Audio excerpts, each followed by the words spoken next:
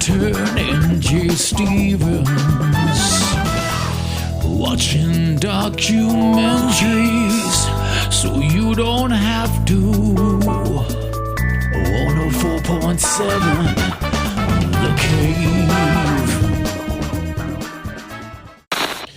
104.7 The Cave. Mike the Intern, Jay Stevens in the studio for episode 225 of Dark Side of the Stream. This week was my pick. It's called Body in the Snow, the trial of Karen Reed. All right. Let's not just let's not spill the candy in the lobby. Yeah, I know you're like, all right, let's just do it right now. No. It's a slow reveal. And I want to start today with a situation in which I think all of us have been in a time or two in our life, especially finding if we're a dead older. body in the snow? No, being out with your girl and getting really belligerent, and then it just goes south.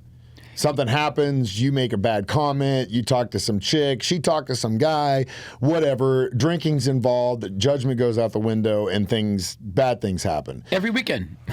For you? Holy God. Is that true? I mean, there was a time. I'm a little more subdued these days, but I've, God, I would hope that I hang with some characters, I know man. you do. And I hang with some characters. I know you do.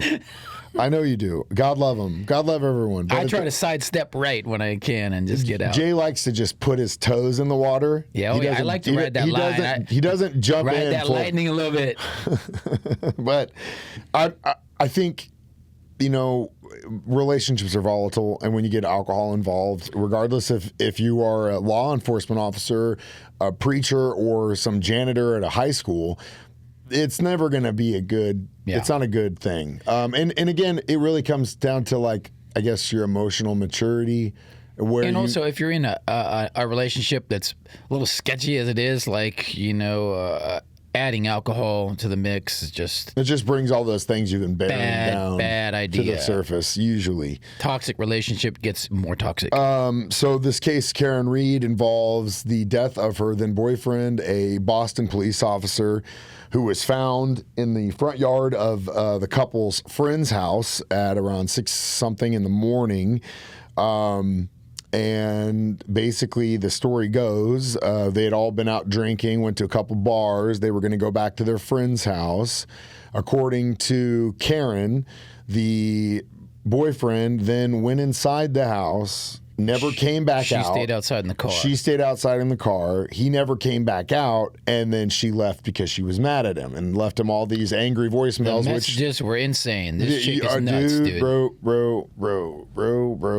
Those red flags. Red flag. Get out. I mean, they're covering this room. Get out. And at that point, I think it's too late for him. But yeah, so she claims that she left. He never came outside. And she went home. She was angry. She woke up again at like 4:35 in the morning, then went back to the house where now all of a sudden, lo and behold, they find the guy laying there dead in the snow. A lot of unanswered questions in this story for me. And that is definitely into the hands of the defense team, in my opinion. Yeah. The unanswered questions, the open-endedness of it, the fact that it was literally snowing a blizzard that night, which completely screwed up the investigation. That is a very tough thing for law enforcement and prosecutors to have to deal with on a daily basis. A defense attorney is always looking for the holes in your investigation, how you collected the evidence, and if there is any reason for doubt, anything, they are going to lean into that so damn hard. And that's exactly what our defense attorneys are doing. Yeah. And this case is still ongoing.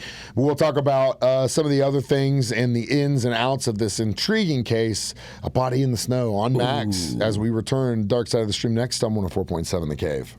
104.7 The Cave, Mike the Intern, Jay Stevens back in the studio. It's Dark Side of the Stream, episode 225. This week we picked Body in the Snow, the Karen Reed trial on Max. Interestingly enough, it is still currently going on. They just started the next trial because, spoiler alert. Yeah, turn off the radio for a minute if you don't want to hear the spoiler alert. And you probably already knew this. She wasn't acquitted, but the jury was hung, mistrial, which means another jury trial, which is going to be even harder for them to select jury members for this that don't know. Especially But again, since that's there's a tactic of documentary out about that's a tactic of the defense team.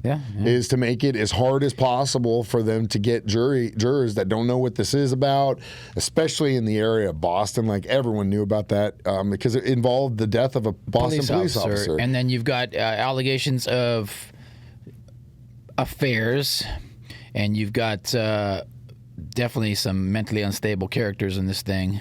Man, like red flags. Before we go into the red flags, which I think we should just. Who calls someone a pervert, by the way, on the misandry machine? Well, it has to do with your calling him a pervert. Who uses that as someone that's when you're mad at somebody? Just, whoever says you're pervert. Well, who uses that word? Someone that's just trying to cut you as deep as possible, geez, and terrible. You know how that chick's scene nuts, dude. So, but I don't want to do just that. Let's go into what the defense is claiming, because the picture again is this: a couple show up at a house party after bars are closed. The guy allegedly goes inside, doesn't come back out. She leaves, goes home. He's not home. Goes back, finds his body. And the other story is he never went inside. The other story is he never went inside. However, she hit him with the car, is what they say. That's the claim. But, however, the woman inside the house Googled how long does it take for a body to die in the snow. This is another weird character, of course. We never really got an answer for that. No. Why Google that? And it was like 2-something in the morning. Yeah. Like you could tell she was still drunk. She mispronounced how. Yeah. She was like ho, whatever it was. Well, and I would think why would that be the there? guy that owned this house, he was a high-ranking officer, a sergeant or something. Or this dude doesn't have ring cameras outside his house. Like that's really weird. You know, in this day and age, you got ring cameras at your house? Yeah. Guess who also I'm has not rings? a police officer. If I'm I was just a some police schmuck. officer or a lawyer I would definitely have cameras, I mean, just right? at least the front door. Yeah. I mean, I've got multiple, but So that seemed weird to me too. But again, why we never got that answer. The dog thing seemed weird to me. The claim was that when they found his body, he had all of these crazy injuries that could have mirrored dog bites, supposedly. And the owner of that home had a German Shepherd that was like 70 to 90 pounds that supposedly didn't like people. And they think that that's what attacked him. And they said, hey, can we get some DNA from the dog? Oh, I don't have the dog anymore. The dog is gone. What? The dog's gone? What? And again, that part of it is also strange. Weird. But that plays into the defense's game, because ultimately, like I said in the beginning, a defense attorney, all they're looking is for gaps in the stories that they can lean into to say doubt. Hey, juror, doubt. And on the other side, they're just looking to pin it on somebody, and this seems to be the easiest target. Probably. Again, the job of the prosecutor and the cops is to get the evidence, present it, get the conviction, and get the conviction. To me, the evidence is what it is. And we'll talk about that in our next segment. But before we do that, the other claim is there was pieces of tail light found on the scene, which would then indicate that someone got into an accident in front of their house. And then they also found pieces of plastic embedded in the dude's shirt. But then, again, they have on ring camera that she backs into one of the cars and drives away. Right. But that probably was after the incident supposedly took place when she was going back to look for his body, and they're claiming that that's when the tail light got popped out. Yeah. They never found any pieces of tail light in her driveway. It was all in front of the house. Weird. They're claiming that someone came over, grabbed him, and then planted him there. For what reason? There's never ever an explanation given to why this guy would have been killed.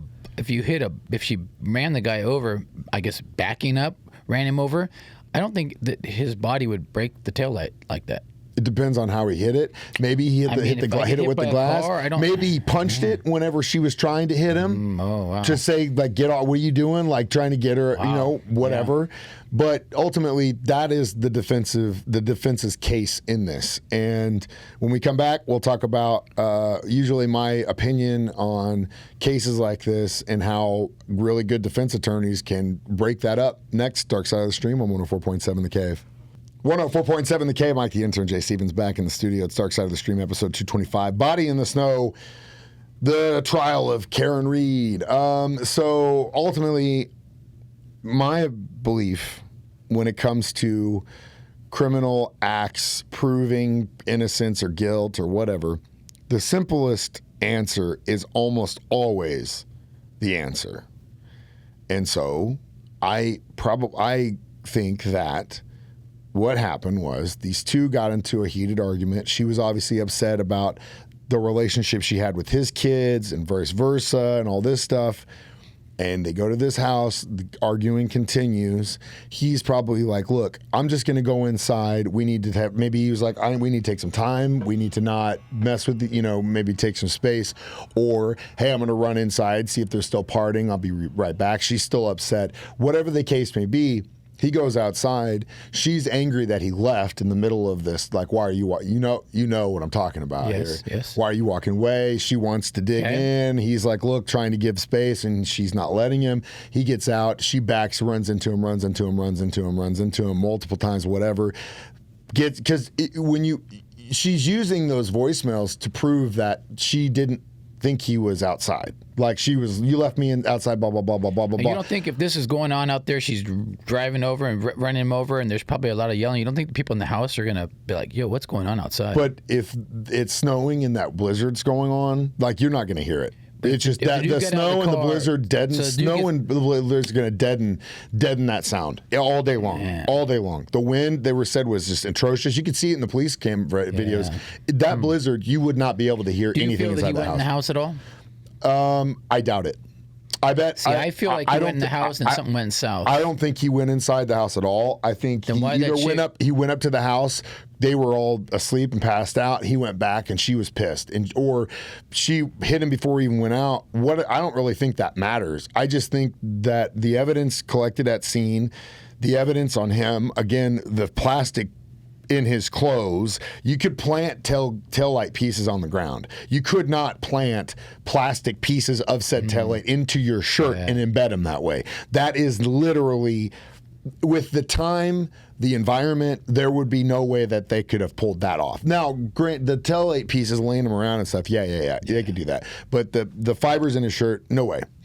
The simplest answer is she got angry and she broke and had a psych break, and she was so blindly angry that she did it, and then can't come to grips with the fact that she did this because she was drunk and made this a lapse in judgment because she was emotional, lacked the emotional maturity to make a real adult decision, reacted this way. Then this is the happening, but then it's easier for her to lean in. I don't know what happened. I dropped him off. He left. And then die on that store. I feel like you went in the house. I don't think you went. And I feel like the owner of the house, I got a shady vibe from that dude. So you're thinking they did this and they planted it? I'm thinking that something went south in the house. That's what I'm thinking. Simplest answer. She hit him with the car and she left. Who knows? But either way, I mean. Also, too, the thing about this is, like, I know that the defense team probably wanted this documentary to be out. Oh, yeah. But, bro, if you're watching, you're a great defensive attorney, 1,000%. Your team is great. I mean, hell, the fact that you even represented Kevin Spacey says no one would have touched that guy. Yeah. You're good at your job. One thing, though, that you're not good at is trying to get across the point that this is a likable person.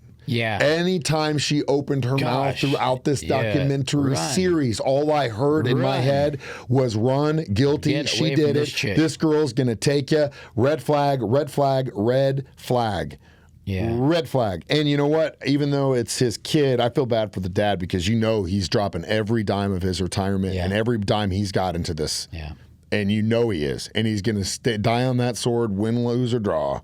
And she don't care because she's getting pictures and with the jurors and people in the courtroom. She's wacky. Like, if you were in a situation like this, she's wacky. No, and your significant other was killed, and you were smiling and laughing and stuff. Dude, I would literally just be sitting there in a catatonic state until this was over, and then for years afterwards, because I lost someone that I love, I was then charged with their death. I had to fight for my life in a system where, in reality, it's guilty until proven innocence with the way the media is. Especially when it's an officer involved. Yeah. She's eating the shit up, man.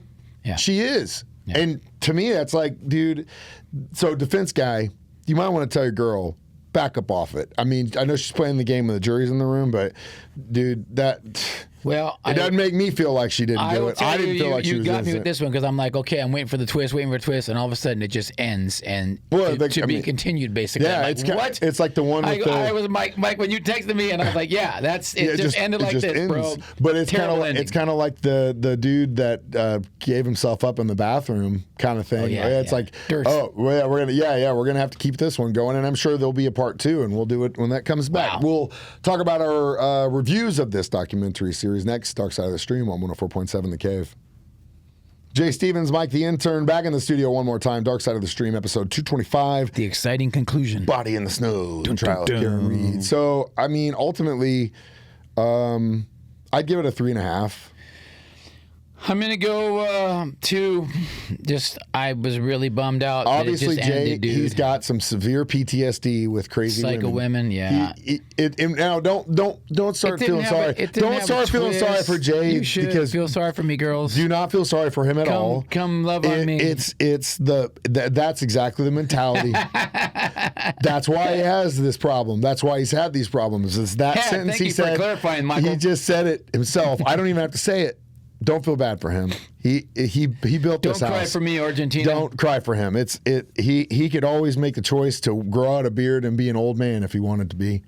Never. He'll never do that. Never. I have to give the people what they want. Don't take Jay's 2 as a reflection of the documentary series itself. It's the reflection of the fact of his choices in his life and how this really got him scared. It didn't have a conclusion. It didn't have. Kept you laid up at night with night sweats, waking up. I just watched searching it for and your I was burner just phone. annoyed the whole time. Yeah. It's still Wait, not- where's my other phone? Where's my phone? What I do? I don't have another phone. I have had burner phones before. Cool. What are we watching next, man? There's so many good choices out there right now. I could probably give you 4 or 5, but I feel like it just came out and it's close to home and you were involved in it. We need to do the Joplin Tornado documentary on Netflix. Been waiting for this, and Jay is right. I was on weather coverage that night with the former PD of Q102. Her and I were in the studio for about 2 or 3 hours that day for nothing but coverage. As it was hitting Joplin, right around the time before, a little bit before, because we would come in when that warning would go off because we knew it was a matter of time before it would come here. Okay, right. And so, we were on call when that happened, and then we raised a bunch of money and food and stuff, and it'll be an interesting story. Anyway, can't wait to watch it. As always, you can watch us do this every Thursday, 9 a.m. on Facebook or YouTube. It's the same time I play it during my show. Jay plays it during his show at 6 p.m., or you can always download it as a free podcast from our 104.7 The Cave app. I'm Mike the Intern. That's Jay Stevens reminding you we watch movies so you don't have to. to. It's Dark Side of the Stream on 104.7 The Cave. I'm tired today. Yeah, me too, man. Just the allergies, man, are kicking in. Yeah. I can't talk. My voice is gone. Yeah. I don't even have an interview to do Tyler shit for being late today. Was Tyler late today again? Yeah, he was late. You know he's late. I thought Is it a weekday? I thought he was.